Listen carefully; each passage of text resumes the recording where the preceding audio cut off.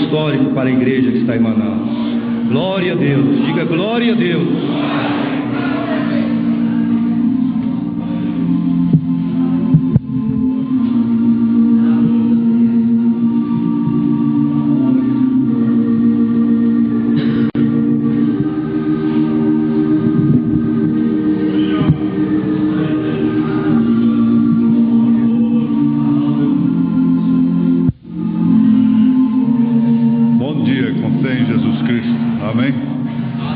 Acrescente a nossa fé.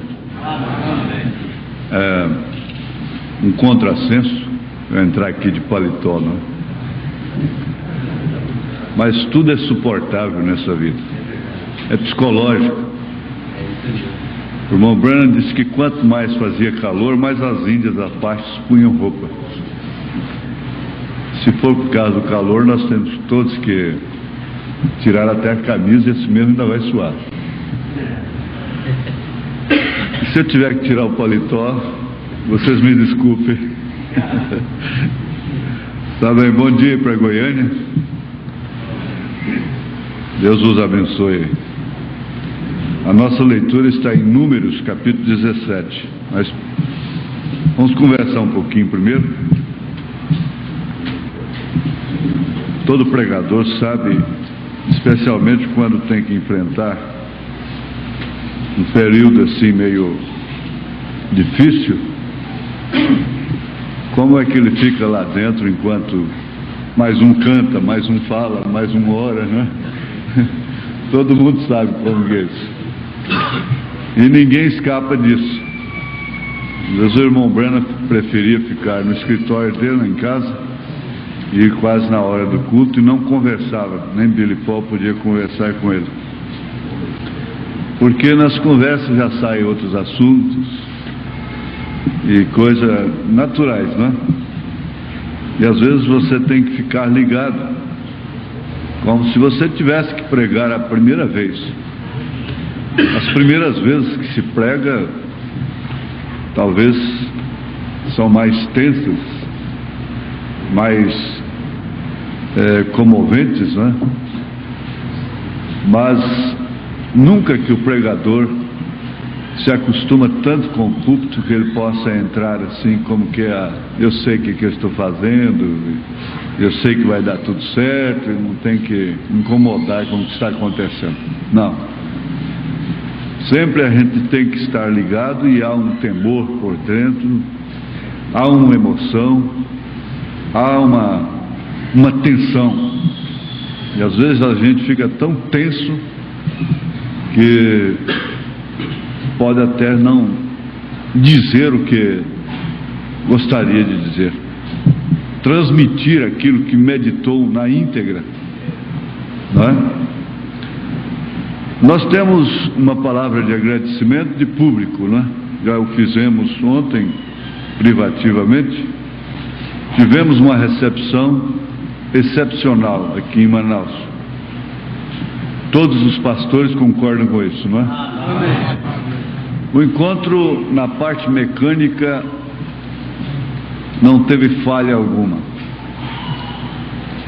Até o passeio ontem no Rio Negro com Solimões, né? O almoço no barco, a pescaria do irmão Ezequiel, as adivinhações de uma mulher que tinha por lá e coisa assim. Acho que alguém está dizendo que só Saul é que procura essas mulheres assim, né?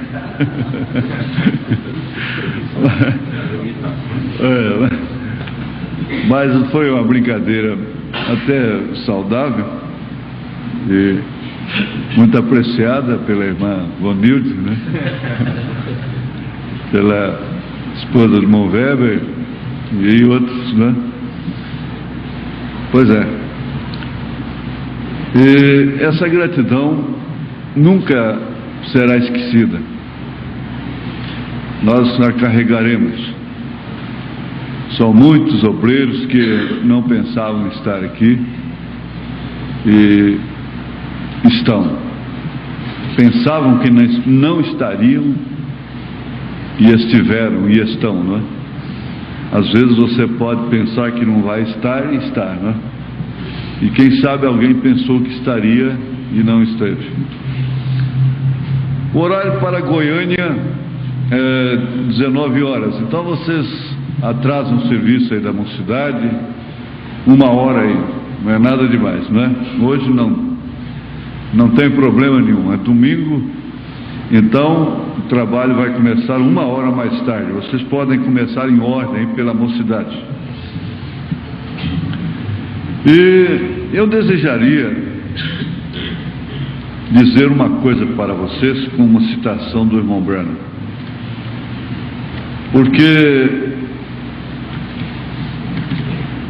é natural que muitos tenham a atenção e até gratidão para com a gente pessoalmente e pensem até demais da gente. Mas o irmão Branham disse uma coisa na mensagem do 7º selo, parágrafo 182. Ele disse: deixem-me exortar-lhes novamente, quer dizer que já havia exortado nesse sentido. Não vão dizer obrigado a ninguém, porque quem trabalha para Jesus, trabalha para Jesus. Ele chegou a dizer para os seus auxiliares: vocês trabalham para Cristo e não para mim. Mas nem por isso ele poderia tratá-los de qualquer forma, de uma maneira rude, não é? Nunca pensem em algo fora do comum, algo fora do comum, de homem, de algum ministro em particular, ou de nenhum homem mortal, porque quanto mais disserem que há algo bom nele, não haverá. Ele é homem. Por isso que muita gente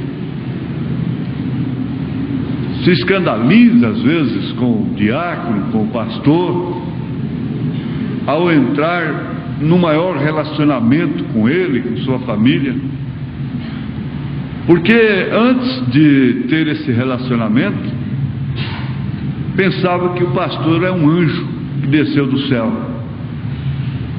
Mas ele é homem, ele é humano, ele é mortal, rodeado de fraquezas, conforme Hebreus capítulo 5. Ele tem filhos, o diácono tem filhos, ele tem família, o pastor tem família, e sofre as mesmas necessidades e está sujeito às mesmas paixões como Elias estava. Então, não importa quem seja, que seja Joaquim Gonçalves, que seja José Brana, que seja Nelson Cassiano, que seja quem for. Agora, há um ofício sobre este homem, o qual você deve respeitar. Há um ofício neste homem. Davi teve dor no coração por cortar a orla do vestido de Saul, por causa da unção que havia sobre ele. Havia uma unção sobre ele, e ele matou o homem que foi dar a notícia da morte de Saul, o Amalequita. Então, não há nada bom quanto a homem nenhum. Quando ele falou assim, incluiu a si próprio a parte humana. Então muitos crentes baseados nisso dizem: bom, é homem, não vou confiar nele não, porque ele é homem.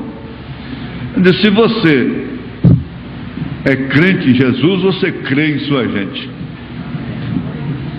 Se você é uma ovelha, você respeita seu pastor. Se você é a genuína esposa, você respeita o seu marido, ainda mesmo que ele não faça por onde.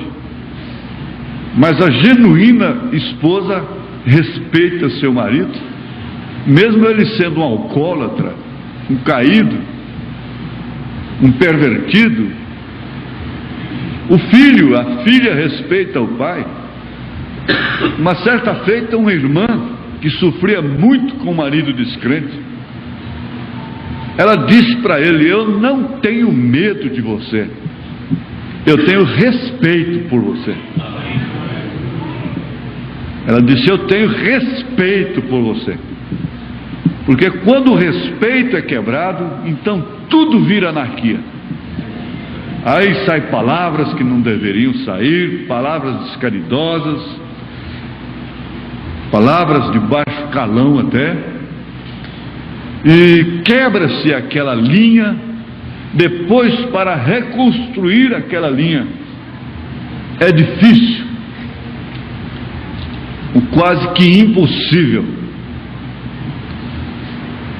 Vamos ficar de pé e vamos ter a leitura da Bíblia. Nós estamos numa escola dominical, então escola é para aprender, e eu tentarei não ser propriamente um mestre, o que eu não sou, mas tem tido sucesso, tem sido bem sucedido ao estudar determinados assuntos da vida prática, especialmente, que eu acho que é o mais importante para a igreja. A vara de Arão floresce. Então falou o Senhor a Moisés, dizendo: fala aos filhos de Israel e toma deles uma vara por cada casa paterna de todos os seus príncipes, segundo as casas de seus pais, 12 varas, e escreverás o nome de cada um sobre a sua vara. Porém o nome de Arão escreverás sobre a vara de Levi, porque cada cabeça da casa de seus pais terá uma vara, e as porás na tenda da congregação, perante o testemunho onde eu virei a voz. E será que a vara do homem que eu tiver escolhido florescerá. Assim farei cessar as murmurações dos filhos de Israel contra mim, com que murmuraram contra vós. Falou, pois, Moisés aos filhos de Israel, e todos os seus maiorais deram-lhe cada um uma vara, para cada maioral uma vara, segundo as casas de seus pais, 12 varas, e a vara de Arão estava entre as suas varas. E Moisés pôs estas varas perante o Senhor na tenda do testemunho.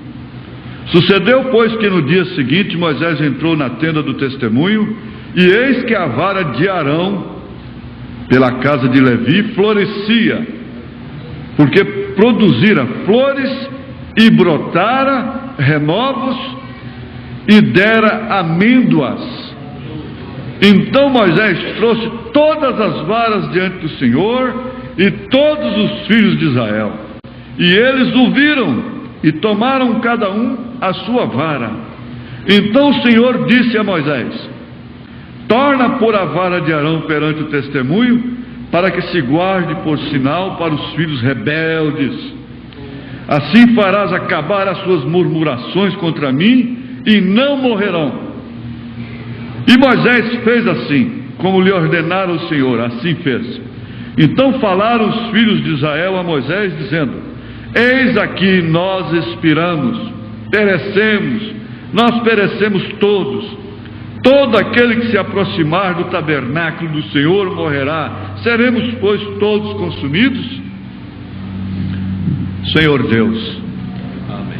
Temos lido na Tua palavra uma leitura que é uma mensagem que nos adverte contra a murmuração. Aliás, um dos pecados que mais irou o Senhor lá no deserto. Todos que murmuraram murmuraram com razão. Tiveram razão para fazê-lo, porque faltava água, faltava comida, porque Moisés fizera isto ou aquilo. Então todos tiveram razão para murmurar. Mas nós estamos numa hora, Senhor, que na verdade agradecemos a mecânica, mas estamos em desespero pela dinâmica. Nós podemos fazer tudo ser bem sucedido mecanicamente, como qualquer um denominacional pode fazer. Mas a dinâmica depende do Senhor. O reverdecimento depende do Senhor. É verdade. O tira-temas tem que vir do Senhor. É verdade. A vindicação tem que vir do Senhor. Amém. Senhor, venha nos ajudar. Venha. Estamos necessitados espiritualmente. Precisamos de um socorro urgente. Precisamos do sinal. Precisamos da dinâmica. Precisamos da estatura do varão perfeito em evidência.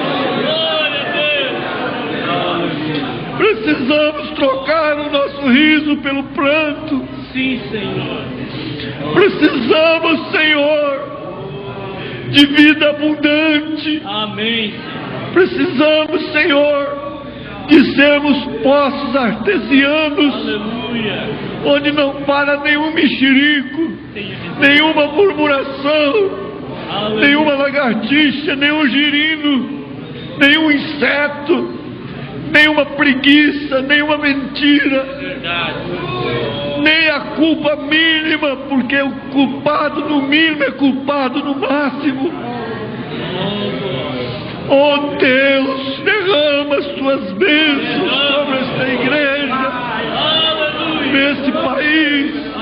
Glória a Deus. As bênçãos que eu digo não é a emoção, não é o arrepio, não é a cura somente, Senhor. É uma coisa que está vindo por baixo, Verdade. está vindo tão simples, Aleluia. está vindo tão quietamente como a vara de Arão reverdeceu na hora serena, na hora quieta.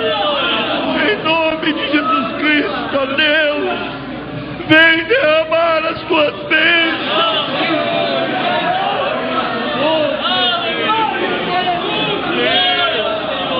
Está na hora de, somente uma vez mais, Senhor, está chegando esta hora, porque nós nos envergonhamos de nós mesmos.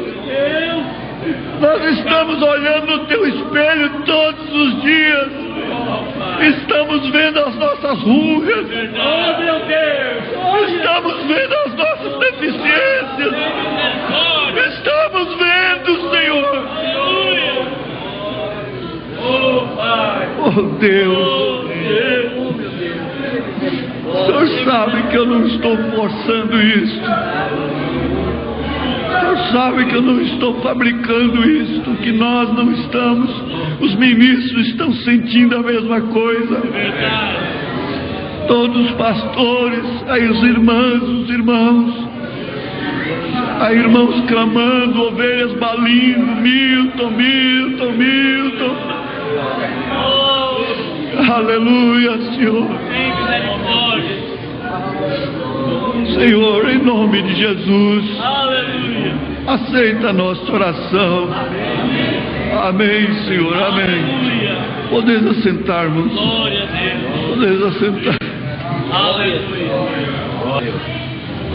Aleluia.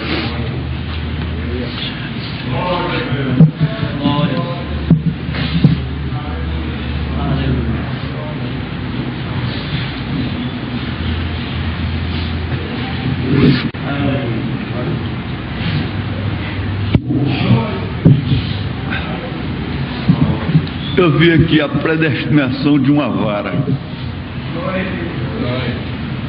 Eu estava meditando. Vara predestinada.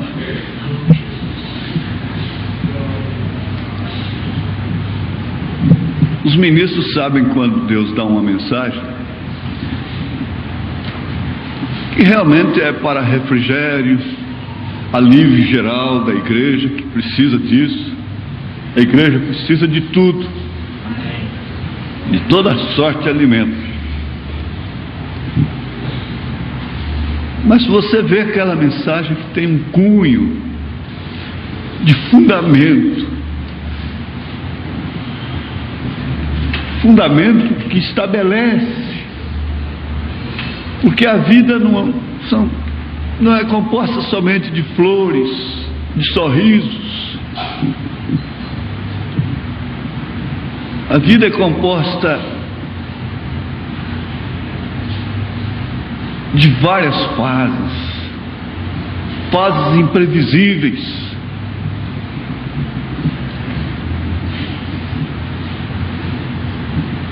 E não há um alívio maior, não há um alento maior do que você ouvir sobre predestinação. Como ouvimos desse encontro, de uma maneira tão profunda, de uma maneira tão simples e tão capaz. Eu não tentei dar sequência a esse assunto, porquanto isso já estava anotado, essas referências, desde que o pastor Nelson me telefonou, me comissionando para falar nesta manhã, o que eu tomei por um sinal. A predestinação de uma vara. Todas as varas que foram cortadas ali sob a ordem de Moisés estavam na mesma condição. Naturalmente eram todas da mesma qualidade, eram todas iguais, mas somente uma reverdeceria. Nós não somos diferentes dos demais. Às vezes vêm pessoas denominacionais no escritório, que ouvem o programa, que acompanham a mensagem, mas elas não saíram de sua igreja até que aconteceu algo, um escândalo lá, uma coisa assim. Algo que ela acha que não pode suportar mais.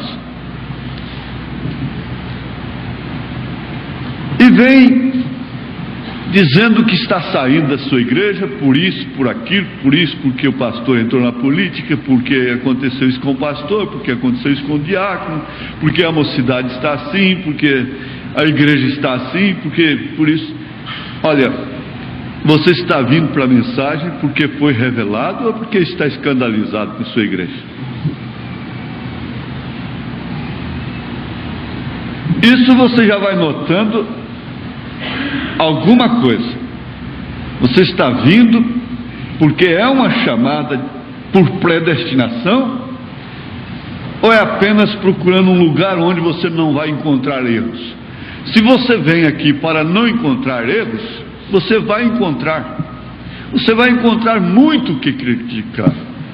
Eu tenho discernido determinados espíritos, pessoas. Eu digo para eles: se você fosse para a igreja de Paulo lá em Corinto, você sairia de lá escandalizado. Se você fosse para a igreja de Éfeso, você sairia escandalizado. Qualquer igreja que você fosse. E tem uma coisa: se você fosse na igreja do irmão Branham, você sairia escandalizado. Não protegendo, não favorecendo, não aparando. Se uma mulher ouve isso e corta seu cabelo, coitada dela. Mas tem que se ouvir isto. O irmão Branham disse: eu prego aqui há 30 anos e ainda tem irmãs que cortam seus cabelos. Uma irmã ficou muito preocupada, como se ela que tivesse dar conta da igreja no dia do rapto, e disse: irmão Branham, essas irmãs se vestindo aí de uma forma que mostra os seus joelhos, não é um mau testemunho para as outras coisas? Está certo, irmã, tudo bem, eu estou de acordo com você, tudo mais, mas veja só, tudo que eu posso fazer eu já fiz. Isso quer dizer que ele não obrigou, ele não tirou fora da comunhão, mas ele disse: tudo que eu posso fazer eu já fiz. Se a irmã tem um meio, me ensina esse meio. Então, quer dizer, a irmã iria ensinar o Elias, o profeta. E uma outra irmã, bem vestidinha, vestido comprido, cabelos longos, chamou o irmão Branham lá fora e levou quase que o dedo no nariz dele. Como é que o senhor pode achar aquela moça tocando o piano ou o órgão ali na frente, com a blusa transparente, com aquela saia curta, com aquele cabelo daquele jeito? Ele disse: aquela irmã que estava falando comigo, ela tinha uma natureza com uma serra circular, bem vestidinha, cabelos longos, mas a natureza dela era como de uma serra circular. Mas o que eu quero dizer com isso é que todos nós somos farinha do mesmo saco, todos nós somos barro da mesma terra, todos nós somos sujeitos às mesmas paixões, todos nós somos iguais no sentido humano, todos nós temos as mesmas necessidades. As nossas crianças são dotadas da energia de uma criança natural. Elas precisam de brincar, elas precisam de pular, elas precisam de alguma coisa para extravasar, dar vazão a esta energia. A nossa mocidade não é uma mocidade diferente, composta de uma massa diferente da mocidade lá de fora. Não. Bem como os nossos diáconos, os nossos pastores, todos somos iguais. Se alguém quer fazer diferença sectária, agir com sectarismo, amanhã se encontra todo arrebentado à margem do caminho. Deus o permite. As varas todas eram iguais. Não havia diferença nenhuma. Agora, uma vara estava predestinada a se reverdecer, florescer, dar flores e dar frutos. Quantos anos para acontecer isso? O tempo normal? O tempo normal? Que uma amendoeira gastaria? Não. Foi tudo numa madrugada. Foi no abrir e fechar de olhos. E Paulo disse de um grande mistério, que no abrir e fechar de olhos todos seremos transformados.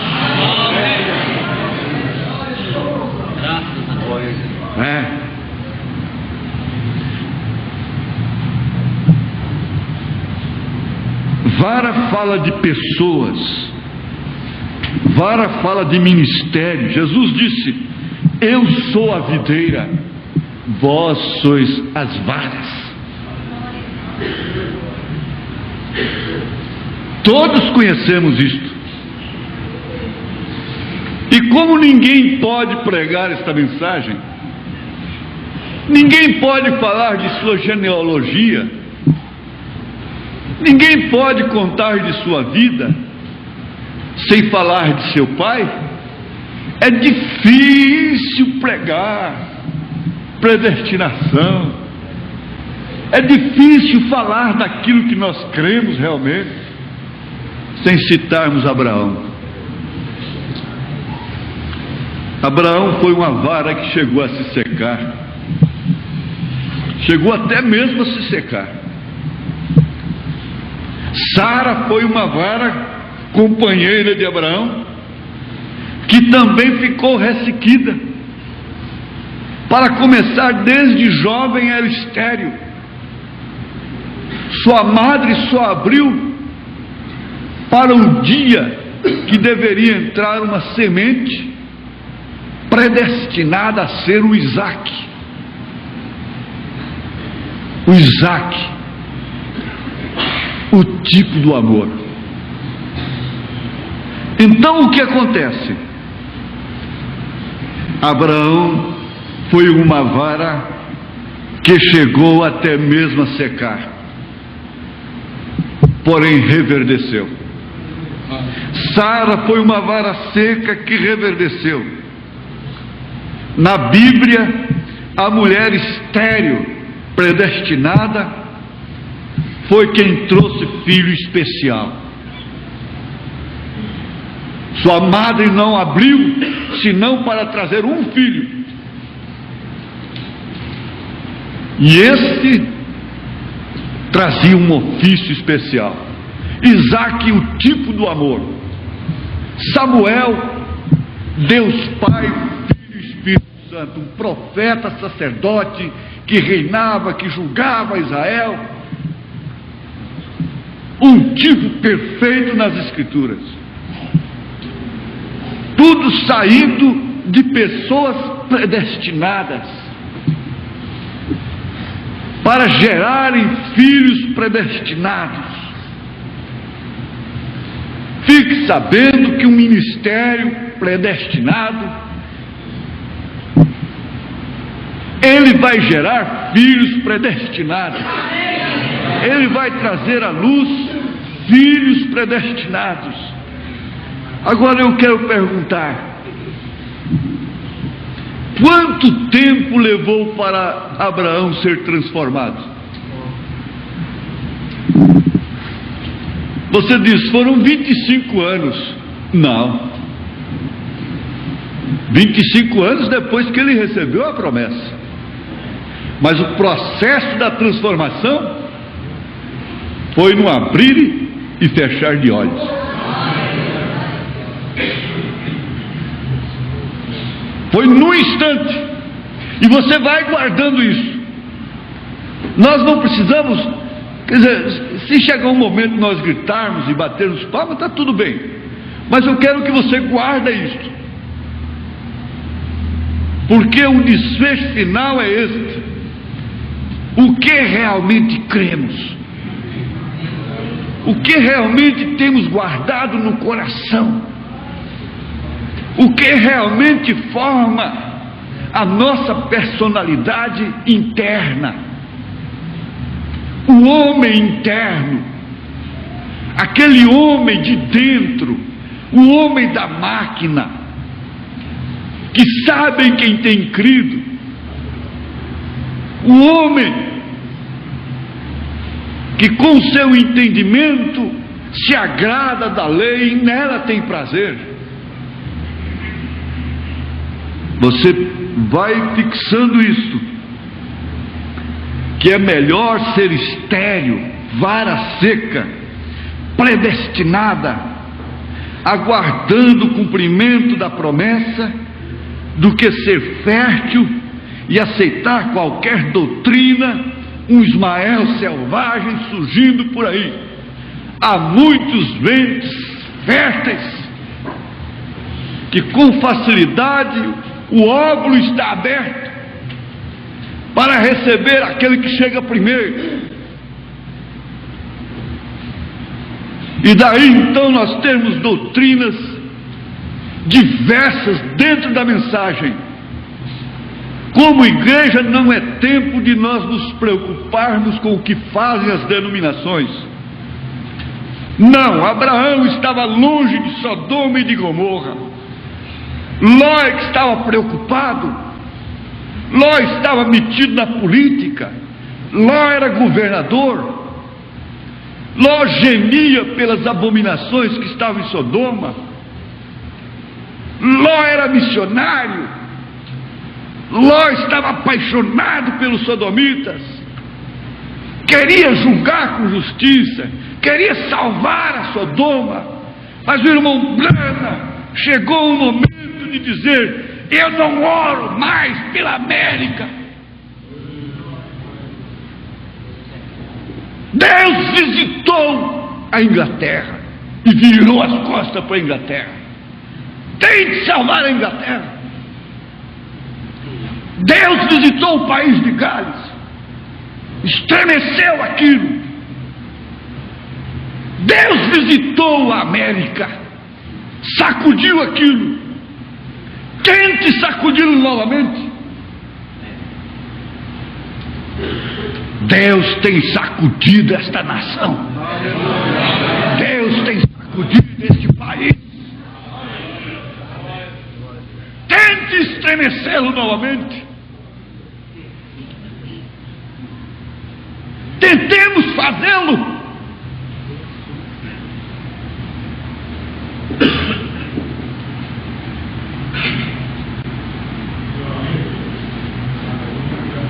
Sim, é melhor ser estéril, é melhor ser seca, é melhor estar numa fase crítica, difícil, de opróbrio, do que aceitar a mensagem, uma mensagem que diz que um homem é Elias e Moisés,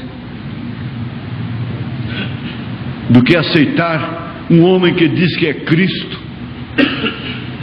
do que aceitar uma doutrina que diz que José, filho do irmão Branham, é o Senhor.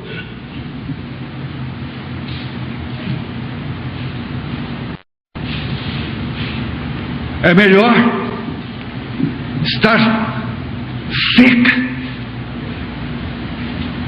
é melhor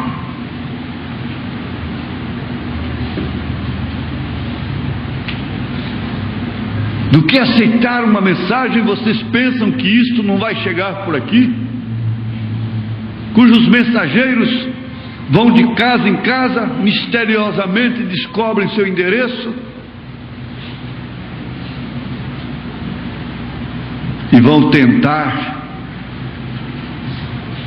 lhes conquistar através de uma doutrina que diz que o irmão Branham vai ressuscitar primeiro, isoladamente. Eu entrei lá nos Estados Unidos, eu entrei num avião que foi da viúva do ex-presidente Lyndon Johnson. Eu entrei dentro daquele avião. Eu trouxe estatuetazinha assim, feito de louça, de um urso que o irmão Branham vai matar depois de ressuscitado. Doutrinas de todas as maneiras. Vocês estão virgens, vocês estão inocentes, vocês estão puros, e cabe a este homem a responsabilidade não de ocupar esse púlpito e ficar somente combatendo espíritos e daqui e dali, como Abraão naquele sacrifício que com uma mão oferecia, com a outra tinha que tanger aquelas aves de rapina. Mas cabe a ele conscientizá-los, cabe a ele fazê-los rir, chorar, aborrecer, cabe a ele se ofender a si mesmo sem nenhum complexo. Como o profeta disse, eu tenho que pregar essa palavra, ainda que ela mesma me ofenda, porque eu mesmo estou todo enredado. Mas o que o caracterizou como mensageiro de Deus, que quando ele estava no púlpito, ele não tinha mulher, ele não tinha filho, ele não tinha irmãos de preferência, ele não tinha amizade particular. Ele diz: aqui está meu filho. Mas como nós fizemos isto e isto no seu casamento primeiro, ele disse: papai, você me casa? Eu disse: eu não posso fazer seu casamento. Isso aqui está meu filho, mas eu não posso. E o verdadeiro sacerdócio sobe aqui com um ofício, conscientizando, estabelecendo a igreja naquilo que realmente ela pode pisar, naquilo que ela realmente deve, pode crer. E tudo que um pregador fala que é verdade é simples, e tudo que ele fala na simplicidade desce no coração do eleito. Guarda bem o que tens, porque a fase presente é contraditória. Não vá te julgar, não vá julgar os outros pelo agora. Na mensagem de discernimento de espírito, parágrafo 62, no meio do parágrafo, o irmão Branham disse: não observe o que está acontecendo agora, observe o fim e permaneça firme. Cristo está vindo. Observe o fim, simplesmente continue firme. Não observe o que está acontecendo agora. Observe o que irá acontecer no além, no fim do tempo, quando nós teremos que nos colocar de pé e dar conta de nossa vida. Não observe o que está acontecendo agora. Não observe o estado destas varas agora. Vamos ver qual delas florescerá. É a predestinada. O que somos por dentro é que vai determinar esse reverdecimento. E o que somos por dentro é o que caracteriza a predestinação. Vejamos o filtro do homem que pensa, parágrafo 116.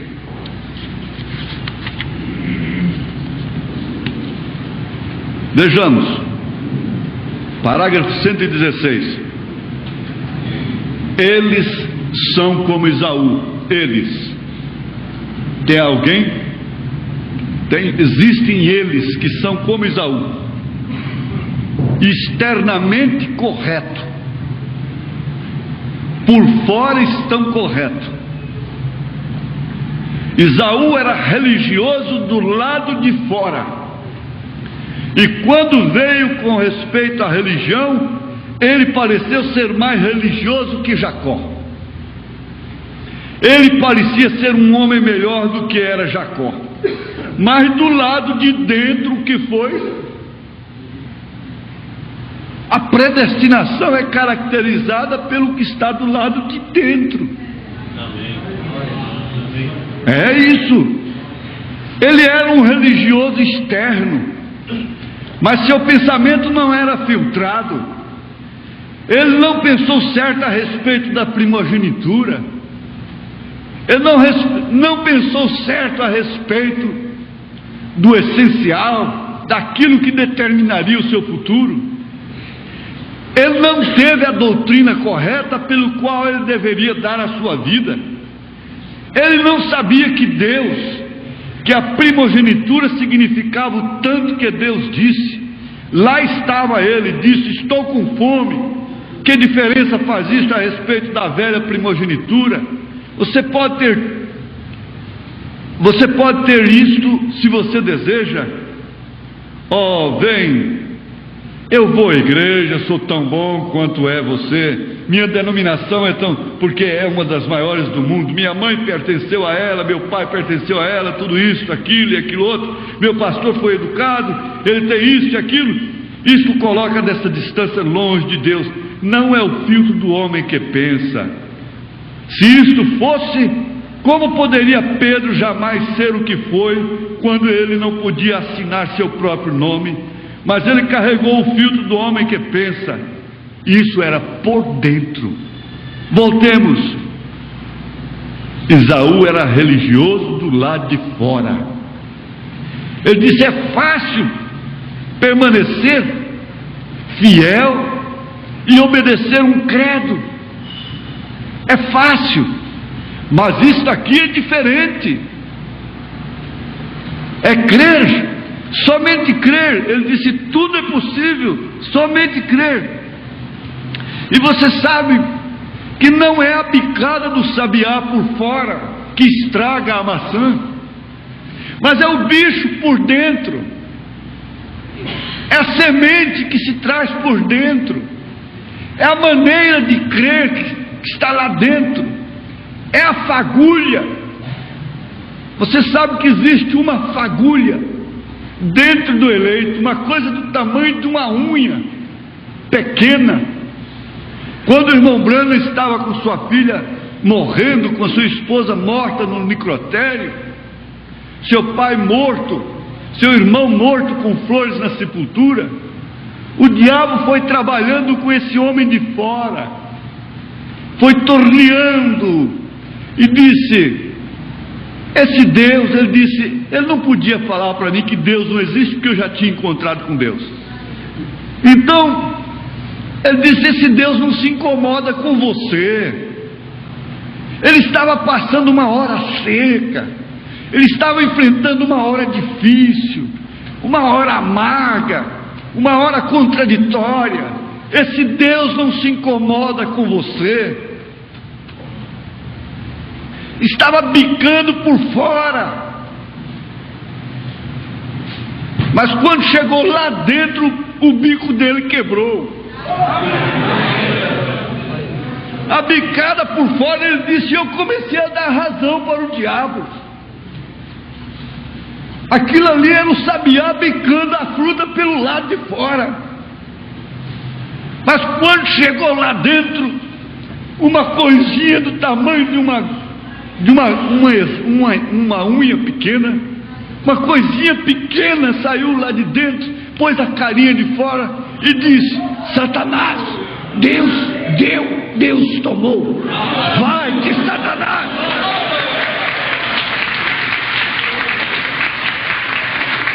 Não foi a bicada do sabiá por fora. Não são essas coisas que te acusam. Não são. Tem que partir de um fundamento. Conheça-te ti mesmo por dentro. Você sabe de seu coração. Você sabe que você não pode guardar. Aquilo não está em você. Você pode dizer: aquilo não foi eu quem fiz. Não fui eu quem pratiquei aquilo.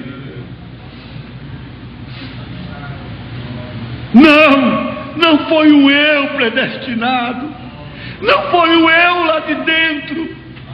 Não foi o homem da máquina.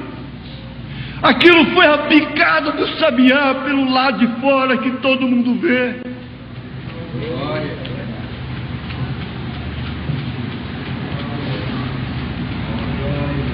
Mas o bicho não estava lá dentro. O bicho do ódio, o bicho da incredulidade. Satanás veio e bicou o corpo de Jó todinho. Bicou da sola dos pés até na cabeça.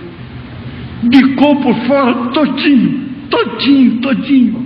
Mas não conseguiu botar bicho lá dentro.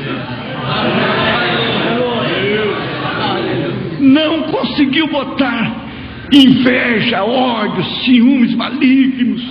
Não conseguiu botar mexericos. Não conseguiu a fazer o homem lá de dentro descrer que o seu Redentor vive. Bicou. Satanás bicou.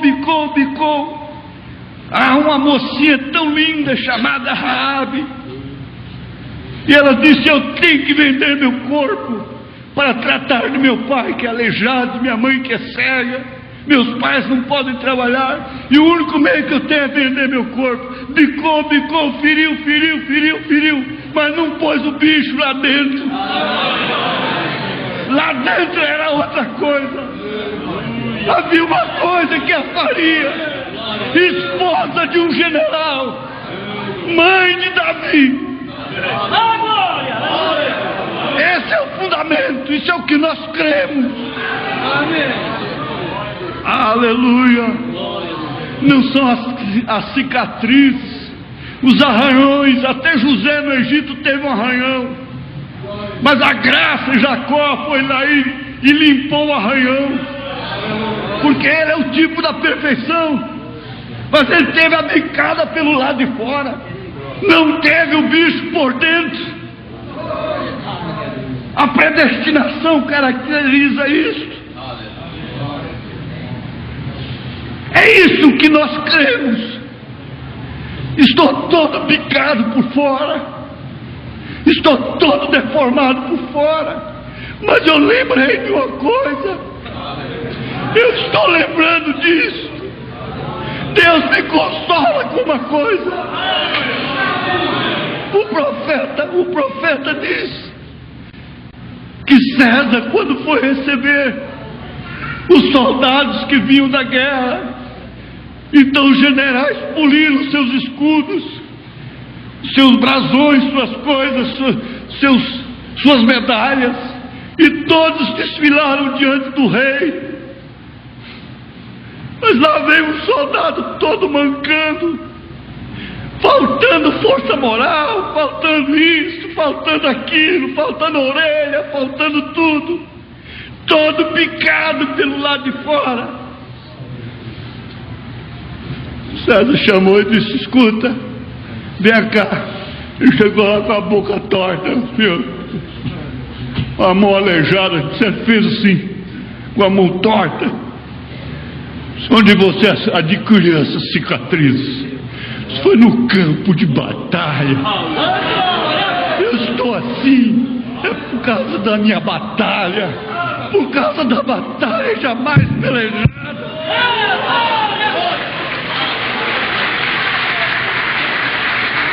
As cicatrizes não tiraram, pelo contrário, serviram de identificação. Trava no meu corpo as marcas de Cristo. Aleluia! Que feridas são essas? Que esgotamento é esse, pastor? Que estafa é essa? Onde você arranjou esse cansaço? Foi nas noites de orgia? Não, minha irmã. Não, meu irmão. Onde você arranjou esse cansaço, esse sistema nervoso abalado, mãe? Foi em casa cuidando dos meus filhos. Foi no campo de batalha. Fruta picada, picada por fora, picadas por fora. Pode ser rejeito, motivo de rejeito. Mas eu não jogo uma fruta fora porque simplesmente ela está bicada por fora. Quando o bicho entra por dentro, é aquele veneno que entra sorrateiramente na igreja através de alguém que entra no companheirismo. E para isso o profeta deu a palavra à igreja.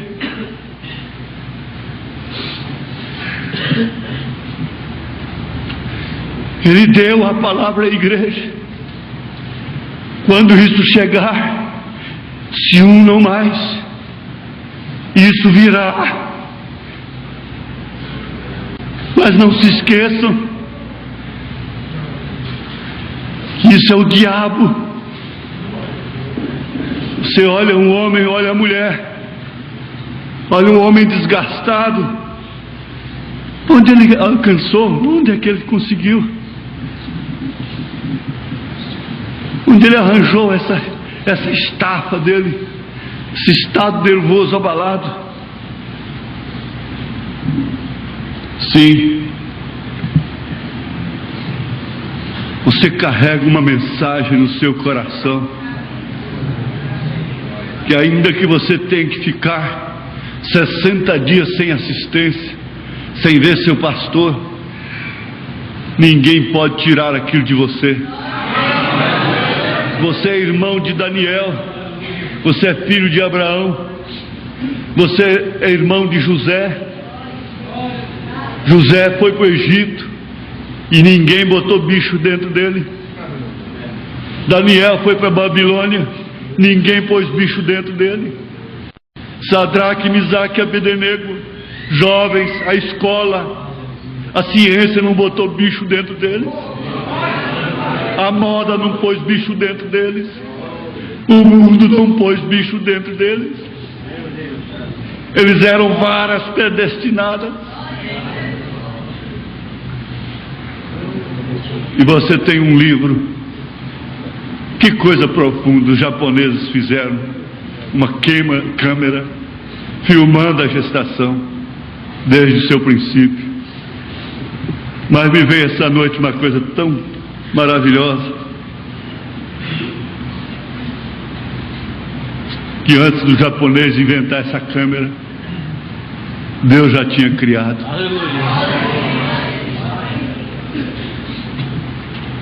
O irmão João da Mata carrega esse aparelho dentro de uma capanga, que mostra.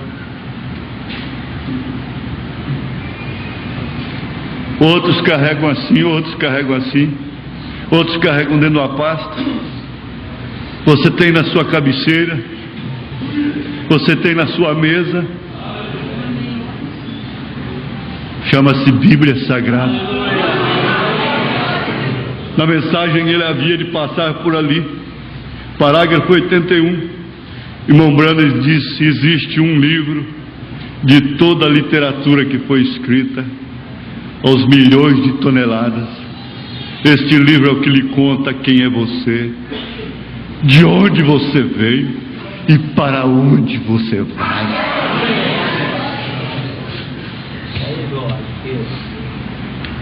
Que aparelho glorioso que te conta de onde você veio, quem é você. A mulher diz: você bate na mulher. Diz para o outro: você é namorador. A velha adivinhadora lá, brincando: você é bonzinho para a mulher, você é isso, você é aquilo. Ela não falou de nada que estava lá dentro.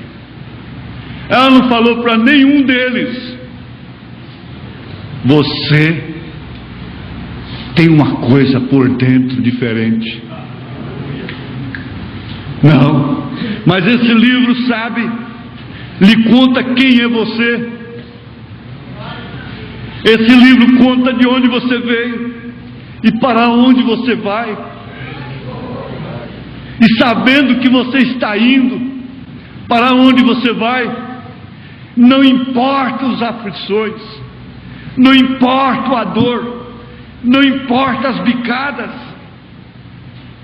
não importa as cicatrizes, não importa se seca, não importa. O profeta chegou a um ponto de dizer: eu não quero saber se eu estou no ar, se eu estou na terra, se eu estou numa casa boa ou se estou flutuando. Ele chegou a se desprender tanto,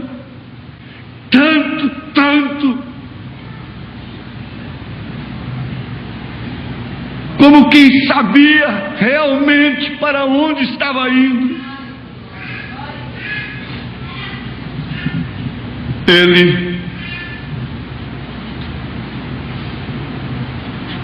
Ele sabe quem é você. Ele te conhece. Em sua presença, parágrafo 61, ele diz: Deus coloca os nossos pecados no mar do esquecimento, apaga-os, e eles são como se eles nunca houvessem acontecido. Oh, puxa! Então nós permanecemos pela graça de Deus, através de Jesus Cristo, nosso Senhor, puro e santo, simplesmente tão santo quanto Ele foi, porque Ele não me vê quando eu subo ali. Ele não me vê, Ele não vê o homem bicado, Ele não vê as chagas do Jó, Ele não vê isto. Ele não me vê quando eu subo ali. Ele vê o seu próprio Filho. O que caracteriza a nossa predestinação é Cristo em nós. Ele foi derramado, Ele foi repartido em nós, Ele foi picado. Por isso o pão é quebrado e tomado em pedacinhos.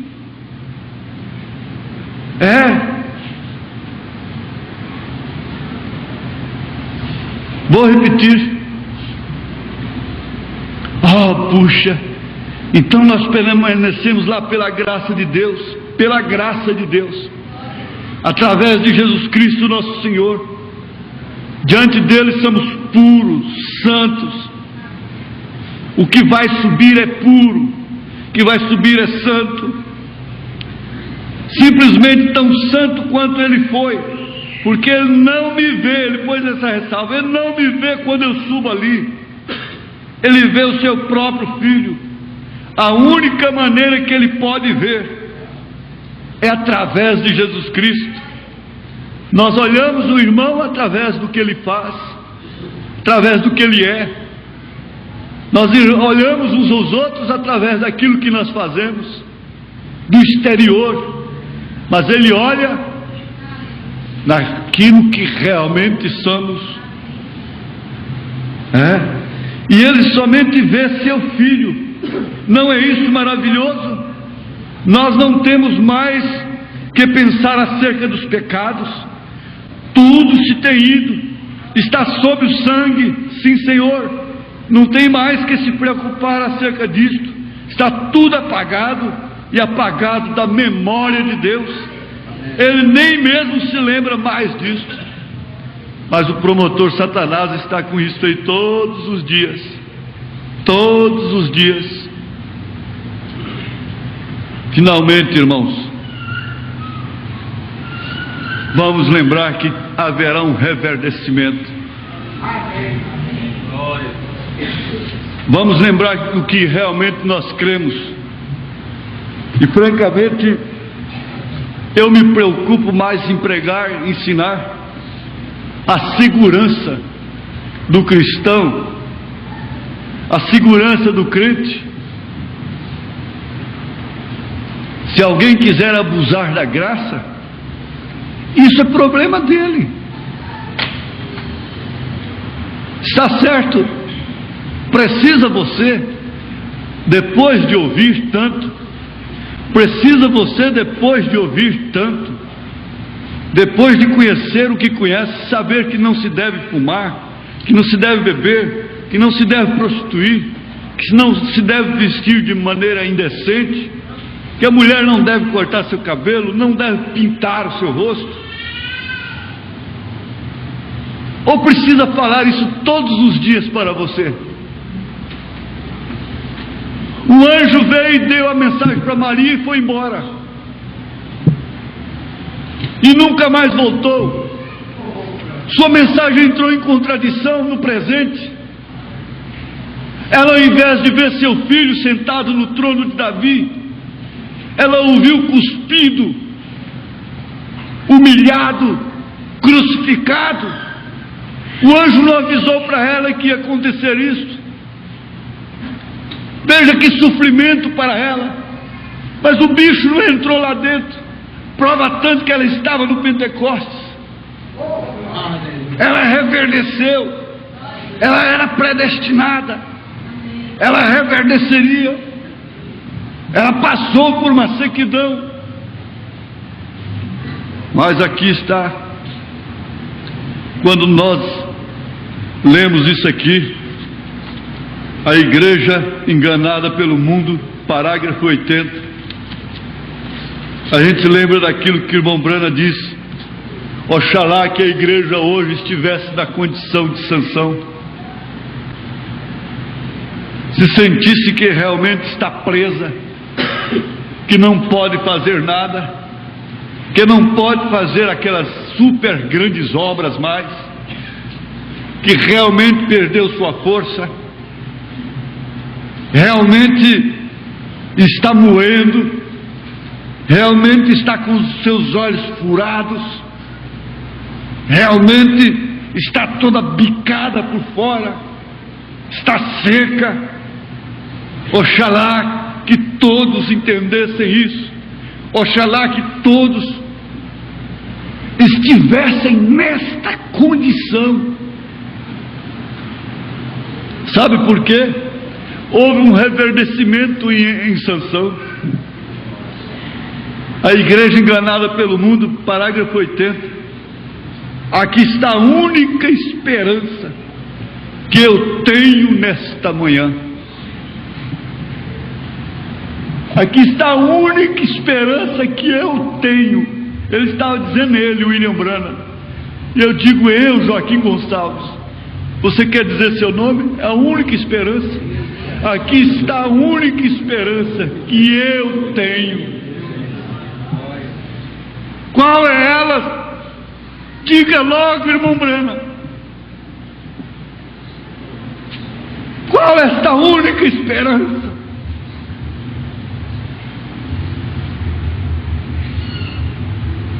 Mas só tem uma esperança para ele.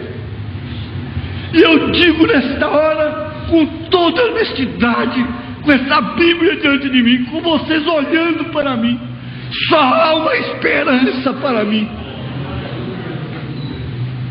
Só há uma esperança para esse homem que vocês tanto gostam.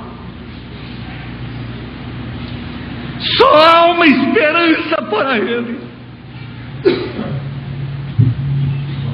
A igreja enganada pelo mundo, parágrafo 80. Aqui está a única esperança que eu tenho nesta manhã. Não é meu amigo, não é meu carro, não é minha casa, não é meu dinheiro, não é o governo, não é o exército, não é o dom, não é a eloquência, não é o poder de curar, não é o poder de ressuscitar mortos. Aqui está a única esperança que eu tenho nesta manhã. Aqui está a única esperança que eu tenho. Eu estou falando de mim, que eu tenho. Ele estava falando dele, mas eu estou falando de mim. A única. Para concluir, a minha mensagem é esta. Qual? Diga logo. Ele disse: enquanto Sansão estava amarrado, um novo chumaço de cabelo cresceu.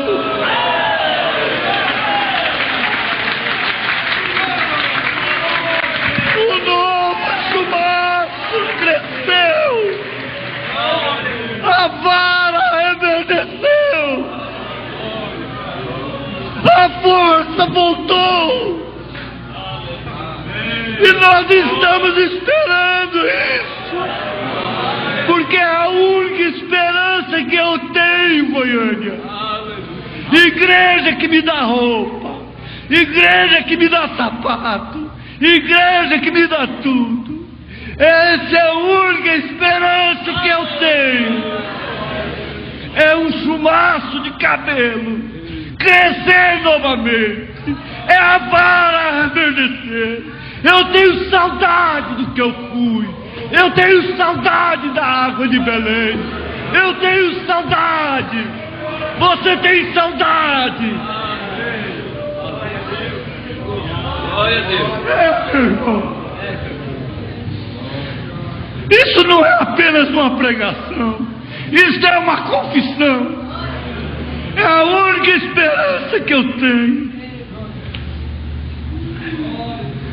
Oh, glória, meu Deus! Oh, glória, meu Deus! William Branham dizendo que a única esperança que ele tinha era aquela.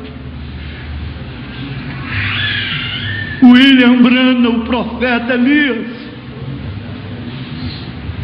E eu, meu Pai. E eu, meu Deus. E eu.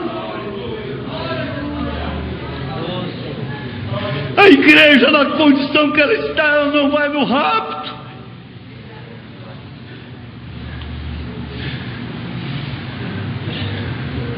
Se não reverdecer, se não brotar, não caracteriza a predestinação. Todos somos iguais.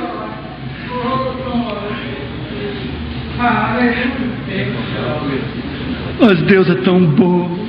Deus é tão bom. Deus é tão bom.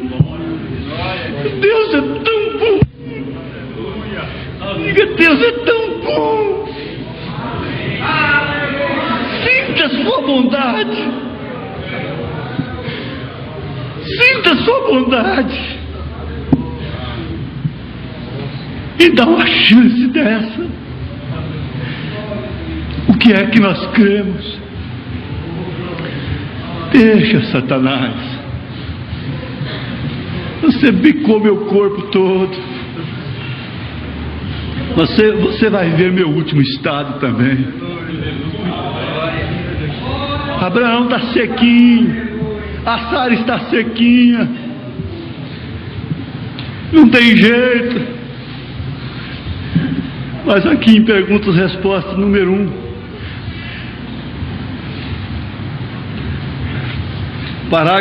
O final do parágrafo 57 e o 58. Quando digo nós, me refiro que por graça eu o creio. Por fé creio em sua graça, que nós estaremos entre essas pessoas que serão arrebatadas. Mas todo bicado por fora, todo riscado. E disse: a graça. Quando José mentiu que seu pai e seus irmãos não eram pastores de ovelhas, porque aquilo era uma abominação no Egito, Jacó chegou lá e disse para Potifar: não, nós somos pastores de ovelhas. O profeta disse: com aquilo,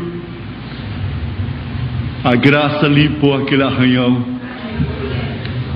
Todo bicado. Jó, você vai ter filhas tão lindas. Jó, você vai ter um último estado muito melhor do que o primeiro, do qual você tinha saudade.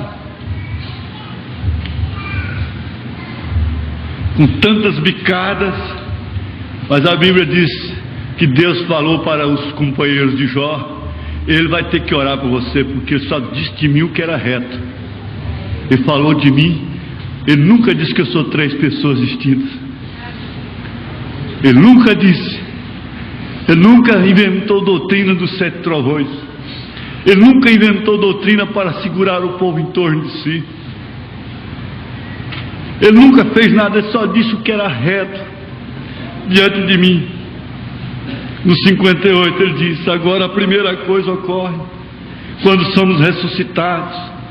O que ainda viverem ficarão. A ressurreição começará primeiro. A ressurreição dos que dormem. Haverá um tempo para despertar os que dormem agora no pó, não os que dormem no pecado, porque eles seguirão dormindo. Não se despertam por outro 1000 anos, mas esses que estão dormindo no pó serão despertados primeiro. E aqui está a esperança da igreja. Aqui está o que nós cremos. Nós não precisamos de muita complicação, porque o irmão Branham não complicou. Na graça do rapto do Senhor, esses corpos corruptíveis, cheios de cicatrizes, se vestirão de incorrupção, e então todos nós nos congregaremos todos nós nos reuniremos, todos nós estaremos na mesma reunião, e quando começarem a se agregar, se congregar, então os que vivermos e ficarmos, os que estivermos vivos, seremos transformados. Seremos transformados. É o que nós cremos, igreja. Esses corpos mortais não verão morte, porém de repente haverá como que um súbito impulso. De repente, é de uma hora para outra, como foi com Abraão, de uma hora para outra. Ele virou para o canto, viu uma moça com ele, disse: cadê a velha? Que é isso? Sabe que eu tive um pesadelo? Passou a mão nela, tudo era jovem. Ela virou para ele: eu estou deitada com um rapaz, que negócio é esse?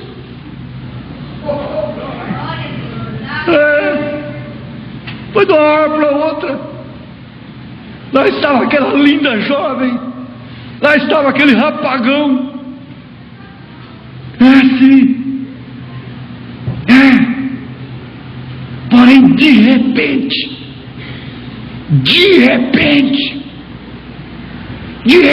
o diabo fica falando sozinho aí. A meu respeito, a seu respeito. Ficará jogando suas pedras aí. De repente haverá como que um súbito impulso que passará sobre nós. Agora, isso é assim, diz o Senhor. E você será transformado. Então todas as bicadas desaparecerão.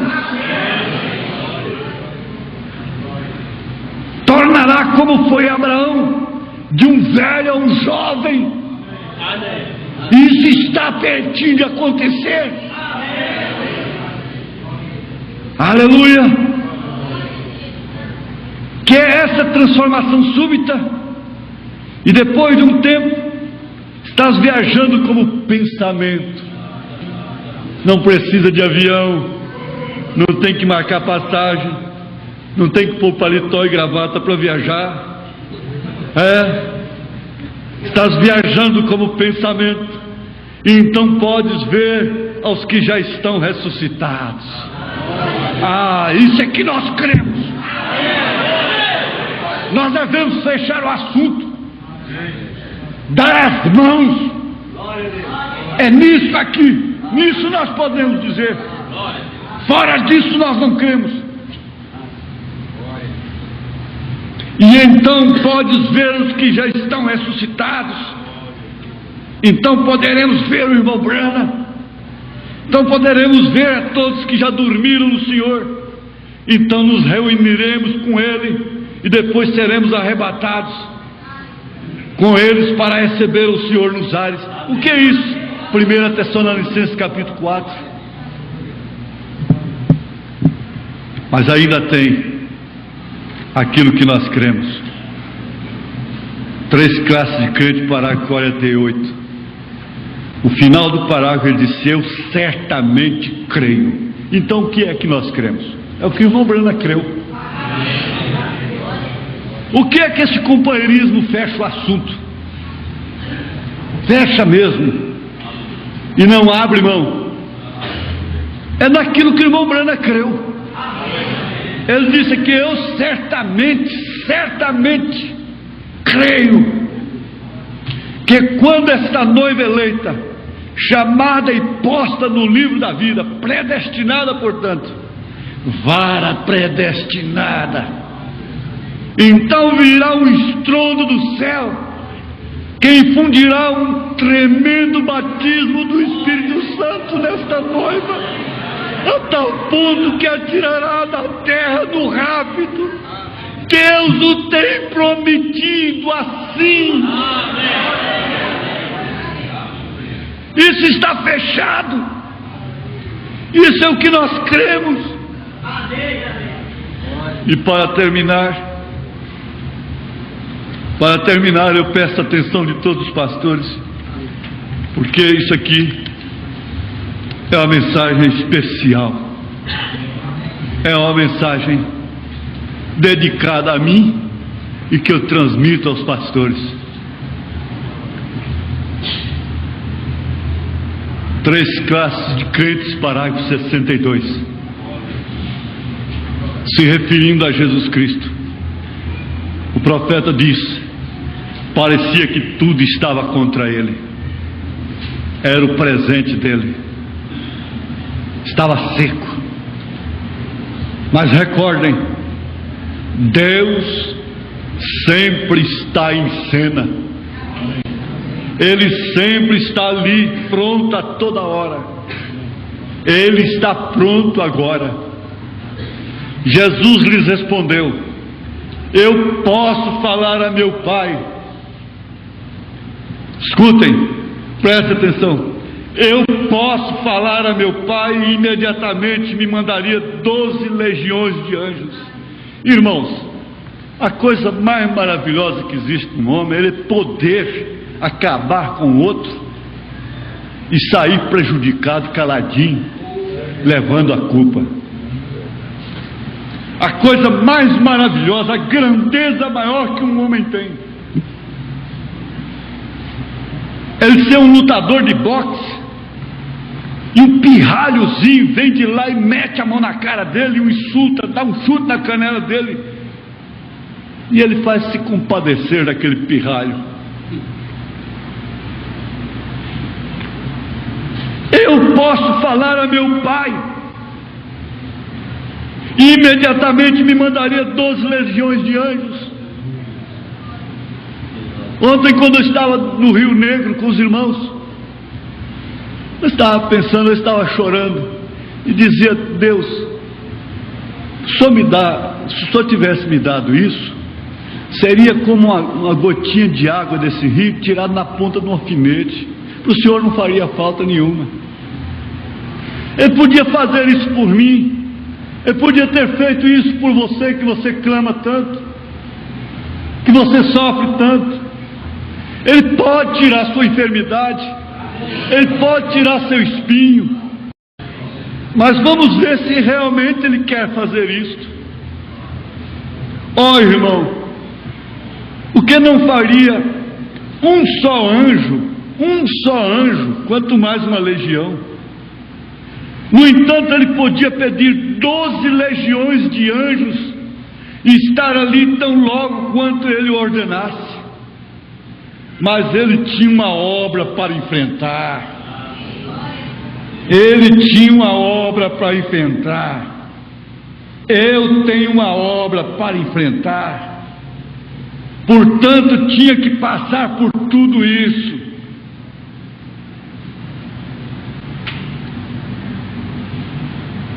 Tinha que passar por tudo isso. Você tinha que passar por tudo isso que você tem passado. Agora você tem algo que fazer. Deus tem uma obra para você. E pode ser que você tenha alguns problemas e angústias. E até pode que tenha alguns pesares. Porém, devemos orar para evadir estas coisas, para essas coisas saírem da nossa vida. O profeta diz: não, Senhor, não devemos orar para tirar esses problemas, essas angústias, esses pesares, porque Ele já poderia ter tirado, Ele já poderia até mesmo ter evitado. Há coisas que você tem que enfrentar, que você tem que entender que se não fosse por Deus, aquilo não teria acontecido, não teria nem começado. Porque quantas vezes alguma coisa foi acontecer com você, a fagulhazinha veio lá de dentro e disse: não, vai, e não deixou.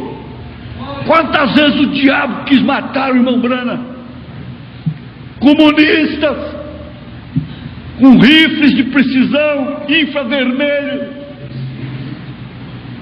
para atirarem nele. O rifle explodiu na cara dele, teria jogado seu pescoço longe. O diabo não pôde matá-lo. Mas quando Deus permitiu, disse: é agora. Agora ele vem. Aconteceu. Não, Senhor, não devemos orar para evadir estas coisas, mas devemos pedir que nos leve através de tudo isso, mesmo com tudo isso, mesmo com toda a fraqueza, mesmo com toda a angústia, com todo o pesar, com toda a angústia, com toda a censura, com toda a dificuldade. Vamos pedir para Ele nos levar com tudo isso. Mas devemos pedir que Ele nos leve através de tudo isso, seja o que for. Seja o que for, não permitas que me escape deles, dessas angústias, desses problemas. Se estão em meu caminho, simplesmente dá-me graça para passar por todos eles. Vamos dizer: dá-me graça para me passar por todos eles. Dá-me graça para me passar por todos eles. Ore, irmã, ore agora. Dá-me graça para me passar por todos eles. Dá-me graça para me passar por todos eles e reverdecer na hora certa. Dá-me graça para me passar por todos eles. Dá-me graça, dá-me graça, dá-me graça. Somente isso, somente isso. Dá-me graça para me passar